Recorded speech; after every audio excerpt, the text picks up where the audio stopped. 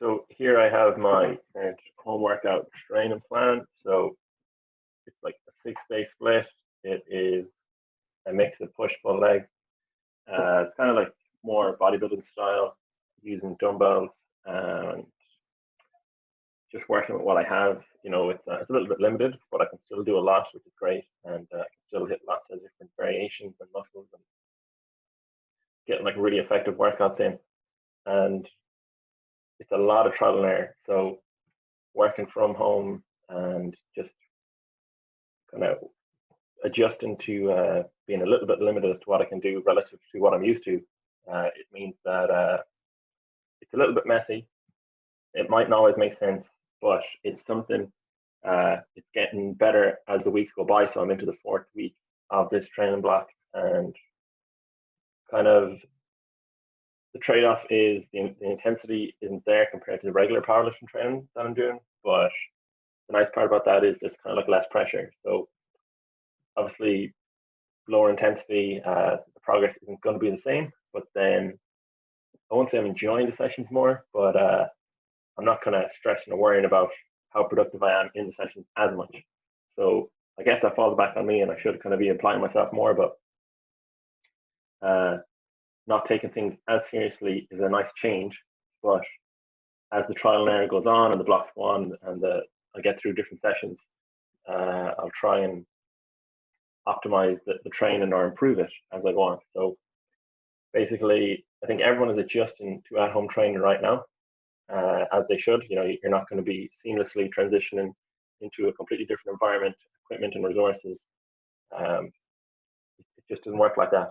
So keeping that in mind and kind of, as I said in the post before, giving yourself a break is like really important, and just sticking with the habit of being active and doing something, and especially reviewing and tracking what you're doing so you can improve over time and learn from your mistakes is really important right now. So I'll just run through the program pretty quickly here. So my first day is actually just legs now. It's not legs and abs.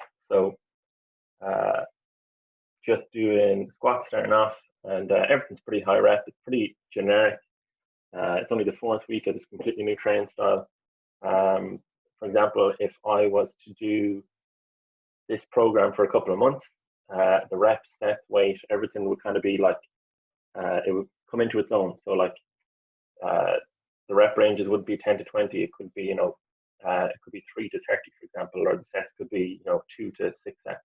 Whereas now it's all pretty consistent. It's 2, 3, 4 sets, 10 to 15, 10 to 20 reps. So it basically hasn't run its course and developed as much as my regular programs or as advanced programs would have, which is expected given the circumstances. I'm new to the home training, so keeping it simple basically. So I put in tempos here and superset stuff just because that's my personal preference.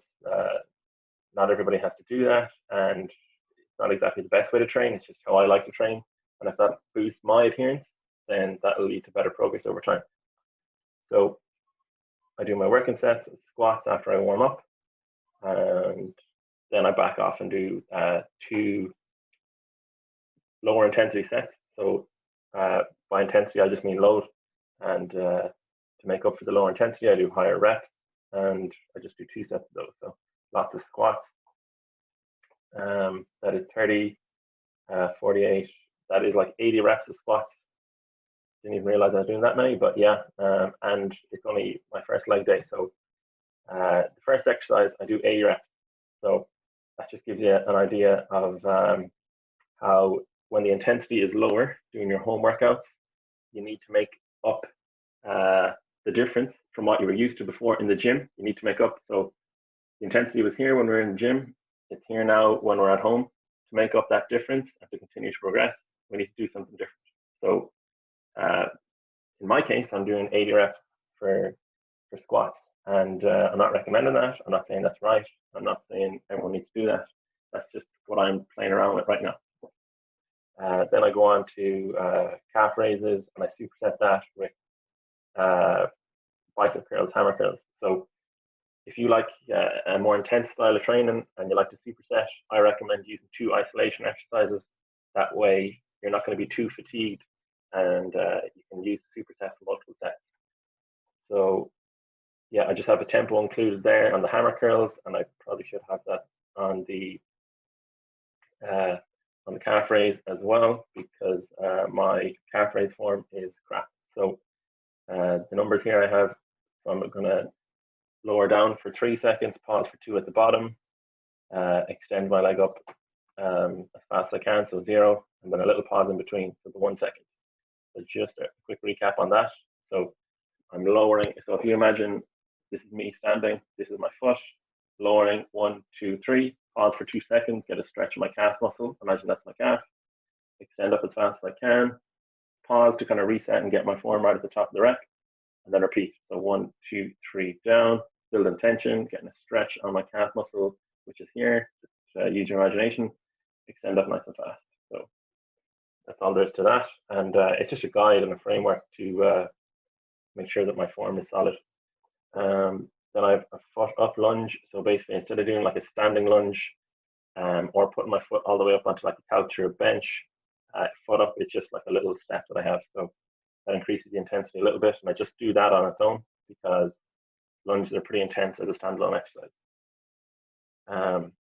Then I finish off the workout with bodyweight lunges and a second set of dumbbell curls. So the rest between doing the first set of lunges and the bodyweight lunges will have to be a certain amount of rest there. So how this might actually play out when I go to do it is I might do my set of lunges, then I might go in to do like a warm-up set for bicep curls and do that bicep curl exercise first, and then do the lunges second in that superset. So that way I'm not fatigued from the first set or the first exercise of lunges and going into the second exercise of lunges kind of under recovered. So you have to be strategic to get the most out of your training, because over multiple sessions, over multiple training blocks, it's little things like that that'll add up. So if you want to kind of maximize your training, and I'm not saying that I'm maximizing my training perfectly or anything like that, just for efficiency's sake over time, you pick up little things that will suit you to train more efficiently for yourself.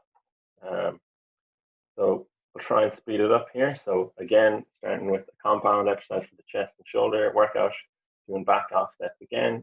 The reps are pretty generic, 13 reps, 3 and 2 sets there. Then I'm doing overhead press with dumbbell overhead press with calf raises. So again, with the supersets, the muscles don't cross over at all there. So calves in your lower body, shoulders in your upper body, there's no crossover. So you can do them relatively kind of carefree without too much concern of the fatigue building up. So once I get through that, then just make a note to change that around. When I get through that, then I'm doing tricep dips and dumbbell flies are the next exercise. So for the tricep dips, I have tempo in here, just as a reminder. I find when I get tired, and with a lot of clients as well, we try and rush. When we get tired, we rush, and then our form breaks down and our risk of injury goes up. So it's just a reminder to continually use the proper tempo, even when you get tired. And then when you can't use that tempo, you need to change something. So you need to take a break, or you need to lower the weight. Then I'm going to go on and do a superset again. So I'll do flies and more calf raises. I just have a note there, shorter rest periods. So basically, to increase the intensity of just doing a bodyweight exercise, I'm going to use a shorter rest period. Then I'm going to do another standalone exercise. So just a close grip push-up, and I'm doing push-ups at the end of the workout, as they are going to be relatively lower intensity than the dumbbell press. That's not to say that's the same for everyone. That's just how I feel about this current workout, and I'm trying to isolate my triceps here, doing the close grip as opposed to doing a regular push. And then I'm doing a myo set then to finish the workout, so lateral raises. So trying to work on a weak point I have, as I see it, which is my my shoulders. So trying to build them up and really train them with intensity. So I don't have the numbers filled in here, but the weight is going to be 10 pounds, and then I'm going to put in my reps. So how it's going to work is I'm going to do something like 15 reps in the first set, and you can see there's a rep total here. So let's just say I do 15 reps in the first set, 12, 10, and so on. It keeps going down as fatigue builds up. I get tired, fatigue builds, and I can do less. So let's just say, for example, that let's just throw in some numbers here.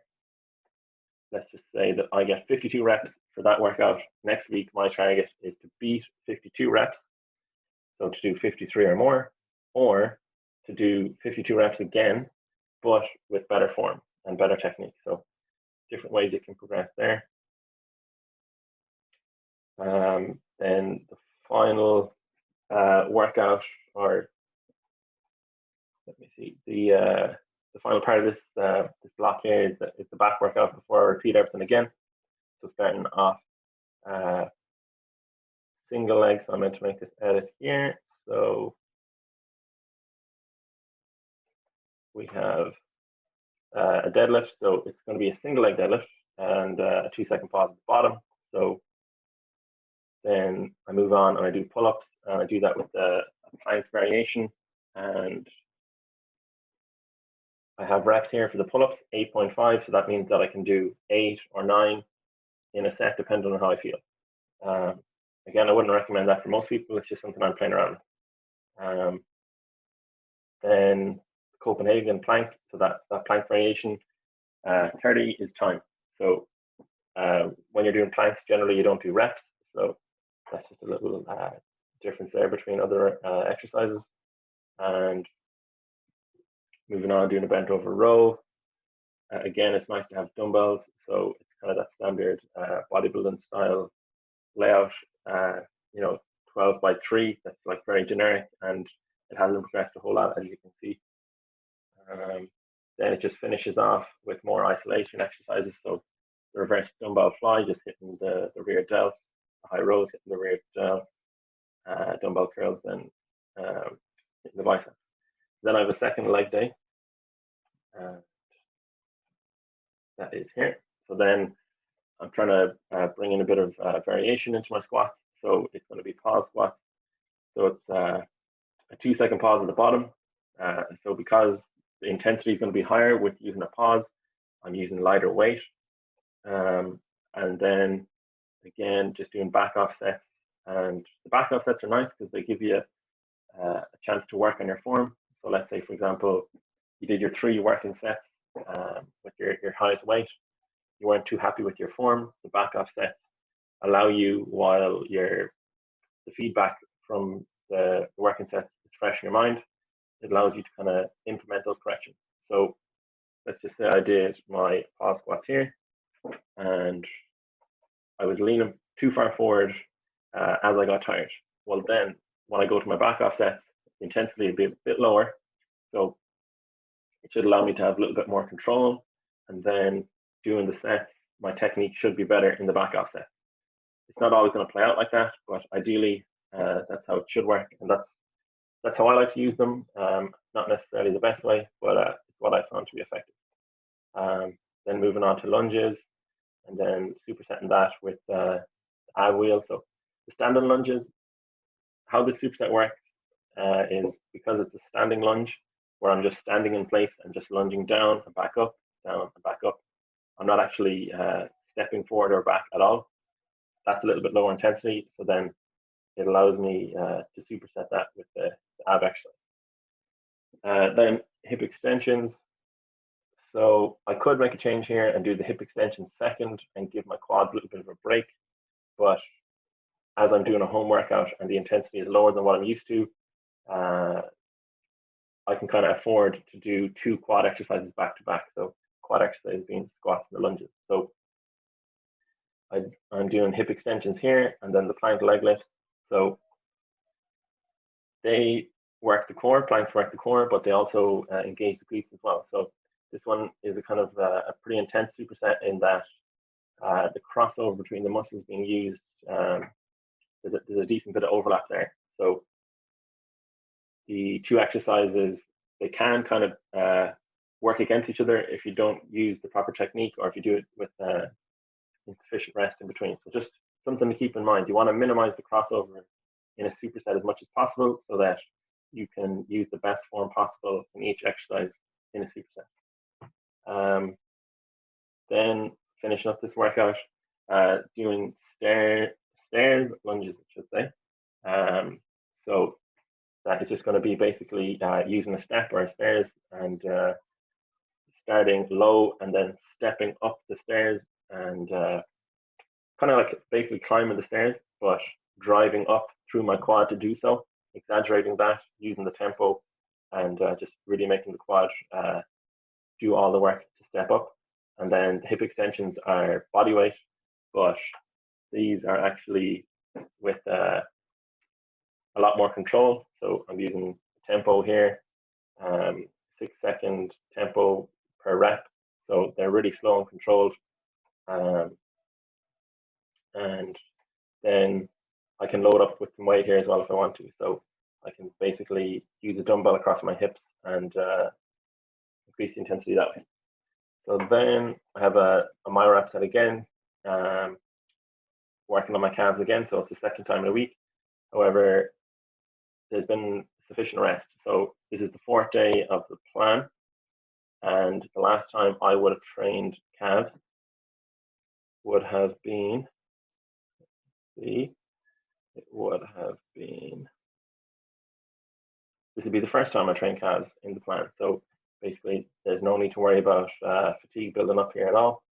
And then once that's done, into the 5th day of the workout. So bench press again, the numbers are pretty generic, except for the ladder raises here. So I'm going for time. And just actually a note here on the right, RPE. So I want to put in the RPE of the big compound exercises to make sure I'm using enough intensity there. They're the most important. So you can see I have it highlighted here. Include the RPE to make sure I'm really applying progressive overload on the compound exercises. They'll get me the biggest bang for my buck when I'm training. So I really want to make sure that I'm maximizing them and applying progressive overload there. So again, it's pretty generic. So bench press, overhead press, ladder raise, lots of different tempos, and a few different supersets. They won't always work together well. That's where the whole trial and error comes in.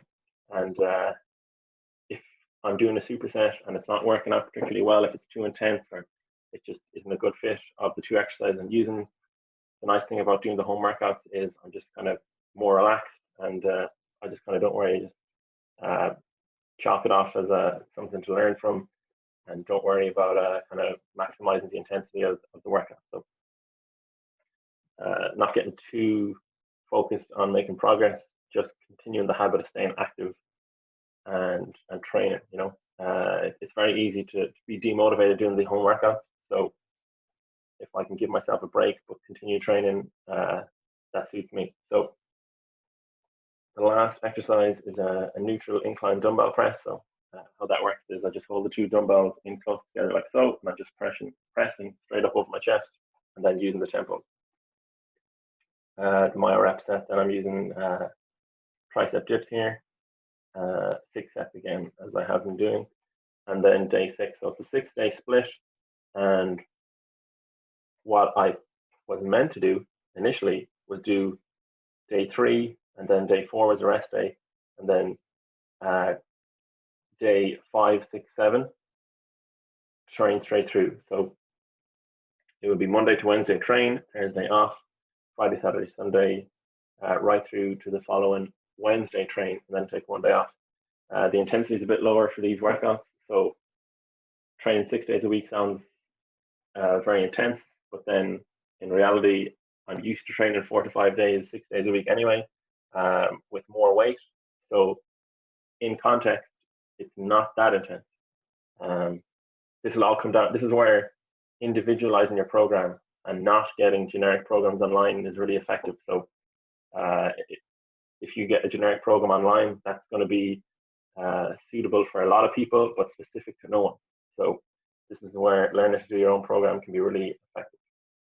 So I have my last day, I'm doing single leg deadlifts. So again, you don't want to do the same movement twice in the same week as much as possible. You want to get variation. Not exactly use mind muscle confusion, but you don't want to keep putting the same stimulus on the body twice in the same week. So even the slight adjustment of doing single leg deadlifts versus regular deadlifts, that's enough of a variation where the stimulus is different to the muscle. And if you saw me doing the single leg deadlifts, you'd be able to tell straight away that they need work, and it's definitely a good variation for me and something that I can progress at. If I was to be doing regular deadlifts twice, that would get very monotonous.